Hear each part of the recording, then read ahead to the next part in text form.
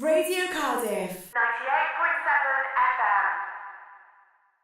Hello and welcome back to It's Your Call with me, Georgina Sammat. I've got a very, very special guest in the studio today with me. It's the First Minister, Mr Rhodri Morgan, AM, leader of the Welsh Assembly Government. Hello, Rhodri. Oh, hi, Georgina. Did you like your jazz tunes? I love all jazz tunes, really. Yes, I'm a bit of a traditionalist, but I like being forced to listen to music of a sort of period like that one just there now. And it forces you to sort of pick up on and to widen your taste, really, because that's the great thing about music. You know what you like, but sometimes you don't realise that you will like things you think you don't like, and that's what's good about it. I understand you. Yeah, that was Erykah Badu. She's a lady from America, a wicked singer. Anyway, Rhodri, what's happening in the world of Cardiff West? Oh, well, constituents. getting ready for Christmas celebrations and the family and so forth. But the key thing really is just trying to celebrate what I think is a terrific end of the year for us, in Wales. We've had two people in Wales getting Nobel Prizes right at the end of the year. That's fantastic, isn't it? That's brilliant. Sir Martin Evans from RADA. And he's been given a Nobel Prize for medicine. And Sir John Houghton, who comes from North Wales, from Aberdyfi, originated from Flintshire, but he got a Nobel Prize with Al Gore for his contribution. He's the scientist behind Al Gore, really, on climate change. We've had these two fantastic achievements in sport. Joe Calzaghe winning the BBC Sportsman of the Year competition, and Ryan Giggs, of course, receiving the OBE. Fantastic role models for young people. Young people growing up in Wales. If you're interested in science, then look up to two Nobel Prize winners from Wales. If you're interested in sport, look up on two role models like Joe Calzaghe and Ryan Giggs. You could not get better role models anywhere in the world than those two. And it was a long time coming for Joe, wasn't it, really?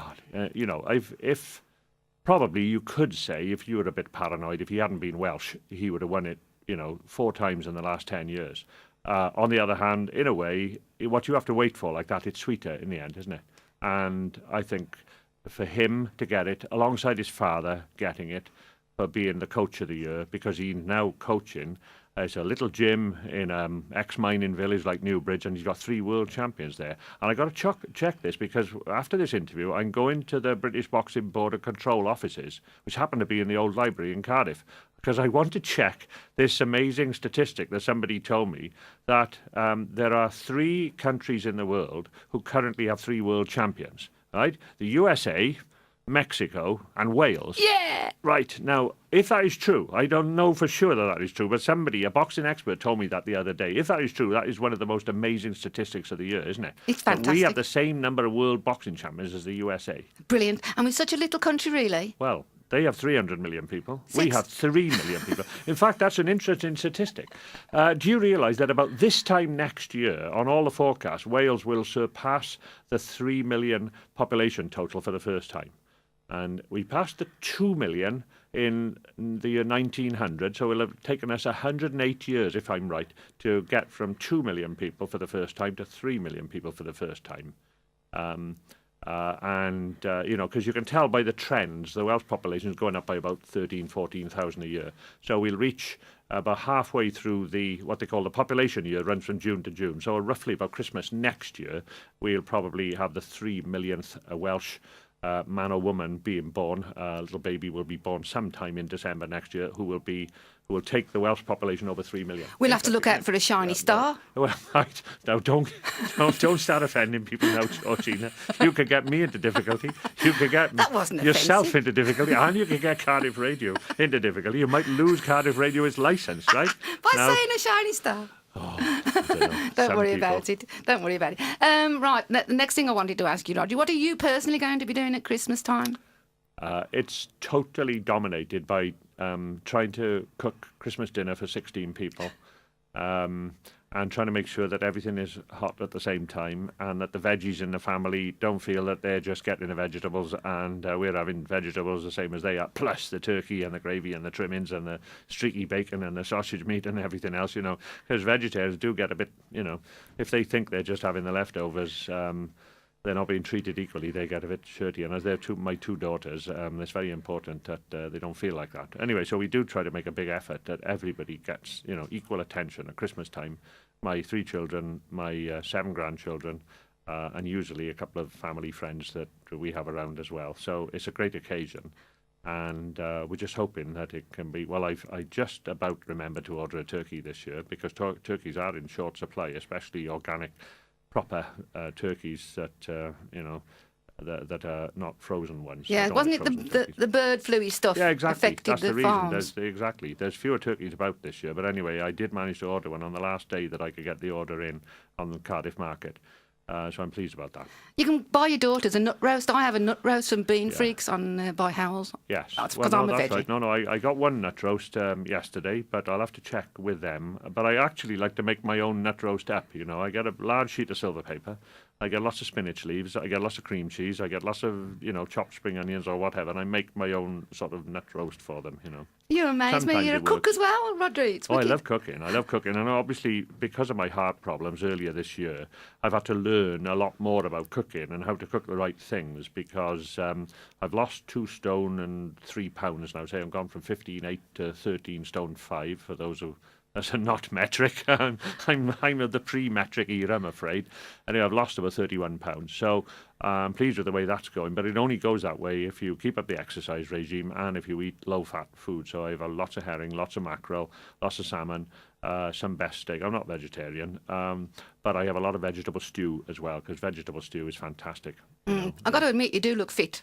I feel 10 years younger. It's really amazing. You look 10 years younger, Rhodri. There is this slogan. I didn't see it in my heart ward when I went in July, but I think in lots of heart wards and hospitals around the country, they have this slogan saying, "Happy the man for whom the bell tinkles before it tolls." And there's no truer statement that you can make. I've been given a warning, and I'm the lucky one. A lot of people are not as lucky as me. I've made a full recovery. My heart muscle was undamaged, but I'm not letting that happen to me again. So I'm sticking to my medication. I'm sticking to the exercise. I'm sticking to the food, the low-fat food, and I feel so much better for it. Because you just think now, I'm going walking in the evenings, or I'm just running up the stairs to go to my office up 6 flights of stairs, 130 steps. I do that 2 or 3 times a day. And imagine, I am doing that, and I've got rid of what were, in effect, 15 2-pound packets of lard strapped on a belt around my waist. Just think of it that way, and you could realise why I feel 10 years younger. Do you think I could lose a few packets of lard too? You follow my diet, and if I'll try. wait until I publish my diet book, and you'll be all right. Yes, I'll you'll buy be it. all right. Okay. Rhodri, I'm sorry to have to rush you today, but we've got a lot to jam into our shows at Radio Cardiff. What do you think of it so far, the station? Oh, well, I think it's really been a big breakthrough for local community-based broadcasting, trying to meet the different music tastes and local news and sort of all the sort of coverage of local events. There's so much going on in Cardiff all the time that really we do need a local radio station. I think it is filling a gap in the market. I agree with you. Well, I would, wouldn't I? But would, anyway, I think certainly, that community radio is a big breakthrough for Cardiff because we've had it in Birmingham for years and years and years, and it's lovely to have it here where I live. Right, anything else you'd like to say to us before you have to go?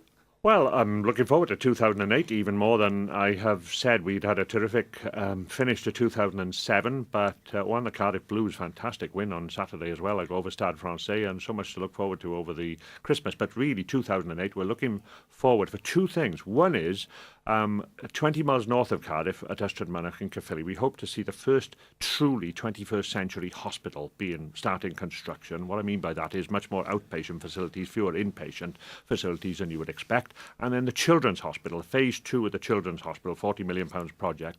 We're not quite there yet, and it may be in early 2009, not the back end of 2008, but I'm very hopeful now we will see a start on that. That's such an important project for the young children and babies of Wales. Okay. And what do you think, talking about rugby, how do you think we're going to get on in the Six Nations? Ooh, well, Gatland is a terrific coach, is a terrific choice, I think, as coach, because he's from New Zealand and therefore he's from outside Europe. And on the other hand, he knows European rugby because he's been coaching Wasps. He's coached Ireland before now. He's the ideal choice, and I think he'll do a great job for Wales because we do have really talented young players coming through in a way that I don't remember since the 70s.